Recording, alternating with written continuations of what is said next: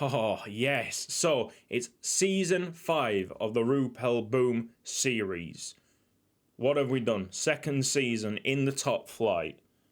I can tell you that from the notepad, we have sold 1,354... 54 shirts. That was sold last season. Confirmed, 1,354 shirts sold. New stadium is being constructed at 15,281 capacity. That is massive. We've only got about 5,000 capacity right now for Rupel Boom. It was sprung on me. I didn't get that decision. And there's a lot of debt coming with it. So we have to make money and save money. We were going to try and attempt to make money anyway, but this is like set in stone now. It's definitely not something that I would have done straight away with the club, but I'm kind of liking it. I'm liking this change of pace. Like, it took me forever to get a stadium constructed in the Czech Republic with Hradec Králové. So I'll take it. 15,000 seat stadium is going to do us very well in this division. Go to transfers, transfer history. What have we done this summer? The big sale, and there's only been one big sale, is through our under-16s, John Diericks, an attacking midfielder that I presume that we were training up to be a centre mid.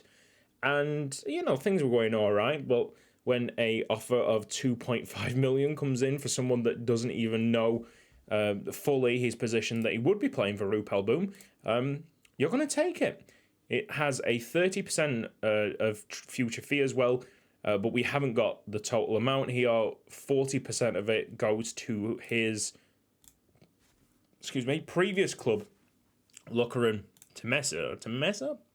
They're in the third tier, but we got him for free. So that's just profit. That's just crazy profit. With some of the money that was available to us, I think before that sale, Ruben Cancelo joined in £500,000, and it was a disaster. I wanted this guy to be a right back. I thought, you know what, out of the 3 potential players in that position, I somehow trust the Uruguayan more than the Belgians. I don't know why. I completely forgot how good Belgians' youth rating is. I thought I was still in the Czech Republic or in England or in anywhere other than Belgium. Like, always when there's a Belgian top prospect, you're probably better off just going for that. So yeah, it's a mistake. He's still all right, but he's not like max potential like you'd want him to be when you're spending copious amounts of money on him. I need to somehow find more money from somewhere and go for the likes of Spataro, who's around £1 million, or there's another one, Raphael Janssen, who isn't fully like natural in the right back position, but he's cheaper. His wage demands are good. He's got some solid stats, especially in the mental side of things. If you go to fullback support, he's a 3-star player. So yeah, he's probably like front runner at the moment, even though he's not natural in that position because he's just going to be cheaper. Our best signing really has been Yuri Nabas, fantastic name, and he's got a 3.5 current ability with maximum potential ability. Another free agent from Denmark, the Netherlands. Fullback support, the position that we actually run is 3 stars, but it's definitely a position that we needed to sort out from last season. I think the left back, he disappointed us in many ways, the lad that we've had at left back for a couple of years. I don't even know where he's gone. Did we just release him? We might have just released him. I don't think he's in the squad anymore. Sorted by position. He's not there, unless you can see otherwise. There's a lot of trialists here. I do apologise. We'll talk about the trialists actually in a second, because from trialing the third tier players, we are going to be signing we have signed El Mehdi Benhamou. is a forward. We're actually going to train into a left mid and trial him right now. And we've offered a contract, if we sort by potential, Osvaldo Romao. He's a striker. So both strikers. But this guy looks, I don't know, probably better suited as a striker. We'll see. We will see. He's definitely the better of the two players that we're signing up. But maybe by the end of it, the lad that's already in the side, El Mehdi Benhamou, he could be the star man. Definitely by the wheel as well. Looks like he could absolutely deal with winger. So we will see. Anything else to report? Schedule: we are playing Beerschot at home at the start of this season in a very, very short time. And you can see 14th, 16th, 14th, 16th, they have struggled every single season since being promoted in 2019-20. So it's definitely a case of beat these at home or you are going to struggle through the season. I'm going to have a look at their hot prospect. He doesn't look that good. I swear we had someone with that surname, key player. Now he looks all right. But you'd think he'd be more like a midfielder. Apparently, he is a centre-back. All right. Any information on this first team that I really want to give you? Position, so Morvan, if you remember Morvan, our goalkeeper before Verhoeven, he actually has the same amount of current ability as Verhoeven. Now, I think he was only at 2.5 stars. Volsky's still here. I think this is a total regen team now, which is wicked. It's very, very good. Van Heerden, yep. Midfield is looking pretty good. I think we've brought in, if we can find him, it's these trialists that are really confusing me here. But we have a defensive, like a centre back and a midfielder. Have we actually moved him into the first team? He should be moved into the first team. Is he still in the under 18s? That's not him. Although, that being said, yes, Dimitri Peters does need to come into the senior squad as well. Doing things on the fly here. Under 21s. It is this lad. This lad I'm really looking forward to. He comes from Dienza. 24.5k. So anything we sell of him will be 100%. Bruised ankle. I'm thinking let's get him to the senior squad. Maybe there's going to be a change on the left-hand side. Obviously, we purchased Hassan, the Djiboutian, just because he was Djiboutian. I tell you what, that's someone that we could go after. I'm not joking as well. There's a winger from Burton Albion, and he's Swedish, and we can get him for about 60k on compensation if he's still around. That's a Swedish play from Burton, just bonkers, absolutely mental stuff. So Hassan, yeah, he was big money, but I think it's time to move on. Obviously, Yora de Wolf could play at left mid, and also wherever he is.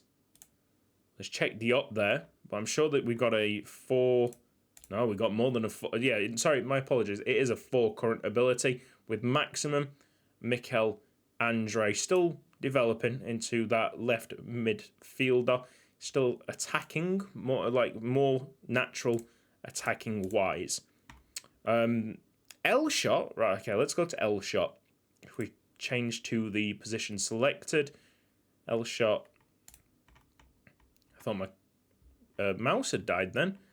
Where are you? L shot's there. He's not even got max potential anymore. So my views on selling him, because I was desperate to keep him around because of obviously of how good he was last season. But my views on selling him now have loosened off because most of our strikers still in our first team have got maximum potential. So L shot being here, not only might he depreciate in valuation after that insane year, he might be holding other players back. So, well, he's valued at 3.3 million. If someone comes in with 5 million, 6 million, we're going to have to talk. We are going to have to talk. Okay. Inbox the fixtures. It's not only that, like, I might get myself about £2 million in terms of transfer fee, and then we could do a lot of money, a lot of business with that. We have players on internationals. That's no good. Mayer's on international duty. He's developing nicely. Dave Peters on internationals. Andre's on internationals on the left-hand side. So who's playing on the left? De Wolf, Lucas Simunic, Elshot, Van... So it's Elshot and Van Ingen. Interesting that Elshot's now deep line forward. We swap them around. Can we actually swap them around? Apparently the familiarity goes down, but the blocks, the shaded blocks there have eased off on the red colour. There's some minor issues. I think Van Ingen is probably better off being there as a deep line forward, even though both of them are not really that suited. Both rather do advance forward. In defence, Volsky. Let's start moving him on. Volsky is not the long-term project. So we will go for Dimitri Peters if he's fit, which he is. All the way up there, lad. Duran's also a very big possibility. Once he develops into central defender. Basically, what I'm trying to say is that Volsky, I need to move on. I need to remember to move on. Sell him, even if it's a low valuation. Just get him out of the way so some of these younger players can achieve their goals and achieve their potential at the club. And with all that said and done, I think it is time to submit the squad. And fingers crossed, get the first game out of the way with no hiccups. I need this to be a win. Like, you can't start the season against someone like Beerschot, who have been just struggling all the time. We are in blue, by the way, just so you know. Struggling every single season that they've been here. We can't draw or lose to them. It's a good start, right? I'm looking for a good start. Elshot, okay. Van Ingen just hit a defender, but I mean, at least the first key highlight is for us. You're De Wolf. Is the key highlight finished? That's the question. Looks like it has. Right, okay. So we've already had 3 shots in the first 9 minutes. Come on, Rupel Boom. I'm just going to encourage. Try and be as positive as possible. I think there's still some scars from last season. How terrible of a season it was in some stages. Come on, Rupel Boom. Alright, it's a throw-in.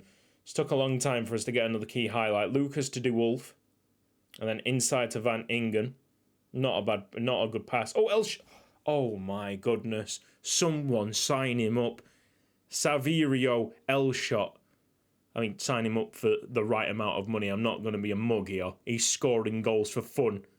Really is scoring goals for fun. And it's so weird because we got, if you look at it, better quality strikers.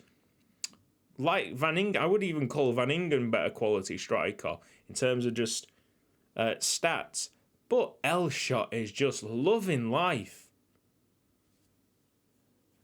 Mad. I think we'll really struggle if we sell him. It's like catch-22, isn't it? It's like loss-loss situation. You don't sell him, you're disrupting the progression of another striker. You do sell him, you lose Elshot, and you lose a potential goal-scoring machine. Good defending there. Nabas clears it. No, Nabas clears away. It's pretty equal. The shots on target is hopeful, promising for Rupel Boom, as Beerschot only have 1 on target so far, and there's an injury to Simunic. Oh dear. Czech Diop will drop in left mid, and Yora De Wolf will swap sides. We have no midfielders, centre mids on the bench. Cancella, I guess, could play it, but I'm not Not fancying that. Dimitri Peters, nervous, deserves his yellow card. 62nd minute. Okay, Volsky, just a little bit of experience there. I'll confirm that.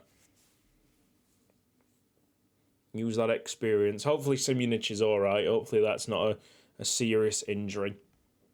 And then we'll go back into the subs, 75th minute, 76th minute, and we will go to deep line playmaker. And yeah, why not? We will go for Ruben Cancelo. Now this lad, a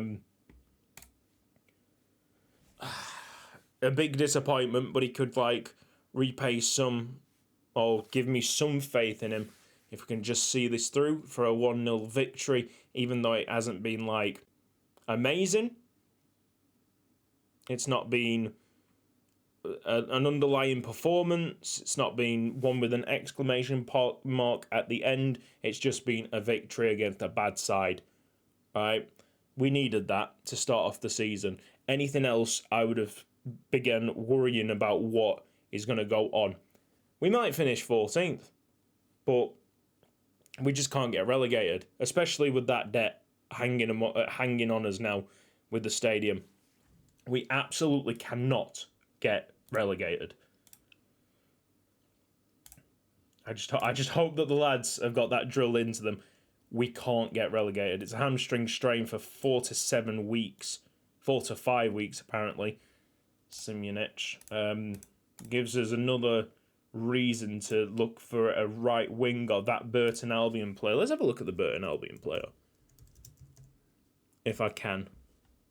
If he's still there. Players.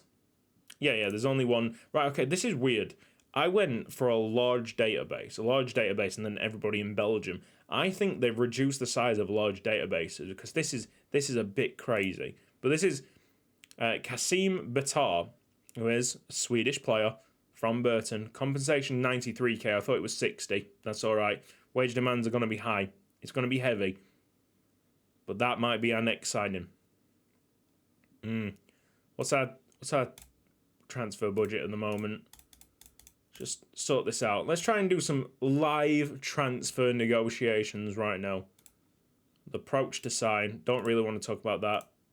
We'll give you an intensive language course. That's fine by me. Okay, suggest offer. Relegation release clause. I mean, for foreign clubs. Let's go £4 million. See if they accept something like that. Raise that to about 2.7. Don't really want to ask for more. That's a lot of wage. Okay, 4.3 is a lot of wage. Jesus. At 4 million, 4,000, it still wasn't good enough. Okay, so Kasim Batar is there. It's a possibility. It's a lot of wages. Like, an insane eye-watering amount, and we probably would be able to find a right winger for less. Like Vivian Le Petit, for one instance. You never know. There's so many options. Let's just take our times with this. I know that this guy's all right, and he's a right-hand-sided player. He's already natural right mid. His estimated cost is a lot. So, yeah, ouch. We'll find one. We'll find one, and we'll talk about it in the next episode. Talking of the next episode, speaking of the next episode, let's pick a game. So, Antwerp gave us a right old go last season. Let's check what Antwerp did. Drew 1-1, lost 2-0 at home against Antwerp. How about that? 27th of October. All right. But until then, I'll see you. Enjoy. I don't know. Bye.